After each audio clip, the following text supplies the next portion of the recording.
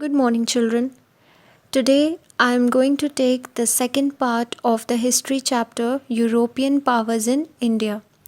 Last time I had discussed about the topics such as mercantilism, trade wars between different European countries, and settling of British East India Company. And today we'll discuss about the East India Company, the Anglo-French rivalry in South India, and the reasons for success of the British as well as the failure of the French. So let's start now. So after defeating the Spanish Armada in 1588, the English became the supreme naval power in Europe. And they became very much anxious to trade with the Asian countries, and therefore they organized a company to do the trade with the East. And so a group of English merchants was organized, and on 31st December in the year 1600, Queen Elizabeth granted a charter to the company to trade in the East Indies. The third voyage was undertaken under the leadership of Captain Hawkins, and then he landed at Surat in India in 1612. And after landing up in India, he sought permission to set up a factory at Surat. And after 3 years, in 1615, Sir Thomas Roe, as I had already told you children in the previous video, Sir Thomas Roe was sent to the court of Jahangir by James I, who was the King of England. And then he was able to secure certain trading concessions for the English company from the Mughal Emperor Jahangir. The name of their company was East India Company, and the ambassador of King James I, whose name was Hawkins, he got a farman from the Mughal Emperor Jahangir to open a factory at Surat in 1609. But due to the hurdles caused by the Portuguese, the farman was taken back by the Mughal Emperor. But the English people or the English company again defeated the Portuguese in 1612 and got the permission again from the Mughal emperor to set up a factory in Surat. And finally, in 1615 AD, the English ambassador, who was a representative of the British company, that was Sir Thomas Roe, got the permission from the Mughal emperor to open more factories at Agra, Ahmedabad, and Broch. But these people observed that the conditions to open the factories in the south were more favorable in comparison to North India at that time, as there was no strong government to face in southern part of India. So in 1639, the English East India Company established the city of Madras on a piece of land got from the Raja of Chandragiri on the eastern coast. Now we call Madras as Chennai. So here they built a fort which was named Fort St. George around the factory, and later on in 1650 the company got the permission to carry on the trade in Bengal as well. So they set up their factories at Hooghly, which was the major city of West Bengal, and some other places. Charles II, the King of England, gave permission to the King Company in 1661 to issue coins, to build forts, to maintain army, and also to declare war or peace according to the situations that they would face. And then he also handed over the island of Bombay, which he had got from Portugal at the time of his marriage with the Portuguese princess, to the company in 1668. After this, in 1691, the company got the exemptions of customs duty, that is, they did not have to pay any sort of taxes for trading in Bengal, but it had to pay rupees 3,000 a year in return for that privilege. So further in 1689, the company developed 3 villages into a city in Bengal and built the Fort William around the factory. That city came to be known as Calcutta, now which we call as Kolkata. By this time, the company became successful in eliminating the influence of its enemy and the rival powers in India, and started to interfere in the political affairs and the provinces of India, as the Indian political conditions had also become very, very weak. Let's move forward towards the Anglo-French rivalry in South India. We have seen that the Dutch, the Portuguese, the French, and the English came to India as traders so that they could make huge profits through the trade, right? So, the center of trade for all of them was the same, that is, India. Naturally, the feeling of competition arose among them, and as a result, they became rivals of each other and they started to eliminate each other from the Indian market. And in the end, the English came out as the victorious team in eliminating the Portuguese and the Dutch, but the French were still there up to the end of 18th century. So both France and England were anxious to establish their supremacy in India, and they both had a hard and tough competition against each other. Therefore, wars had started between them, which were known as the Carnatic Wars.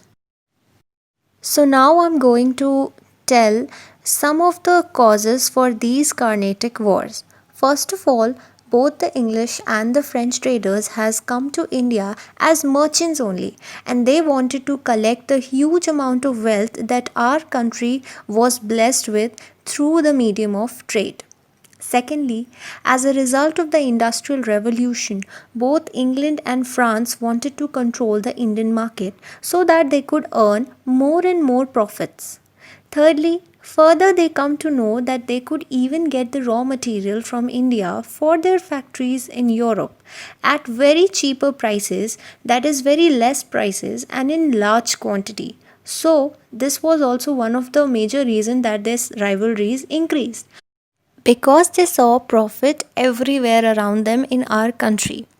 Next, India was politically weak at that time, and so it was not difficult for them to win more Indian territories, and as a result, they became rivals as far as their political interests were concerned. And lastly, the French had their headquarters at Pondicherry, as we had also discussed earlier, which was not very far from the British centers at Madras, that is Chennai, and at Calcutta, that is Kolkata. And secondly, the British had also set up close business connections with the Jagat Seths, who were basically the bankers of the Nawabs of Bengal. So, wars between the English and the French were sure to break out due to these reasons. Now let's know when did all the three Carnatic wars occurred. The first Carnatic War was fought between the French and the English companies over the issue of Mughal Suba of Carnatic. The English company lost Madras, and in 1748 Madras was handed over by the French to the English through a peace treaty. So, this war went on for 4 years, starting in the year 1744 and ended in 1748 with the defeat of French. Then, the Second Carnatic War was fought over the issue of succession, and the French wanted to install Chanda Sahib as the Nawab of Carnatic, whereas the English company supported Muhammad Ali. And in the war, the French were again defeated, and Muhammad Ali was recognized as the Nawab of Carnatic. This war started in 1748 and ended in 1754. Now we come to the last and the third Carnatic War, which started in 1756 and finally ended in 1763.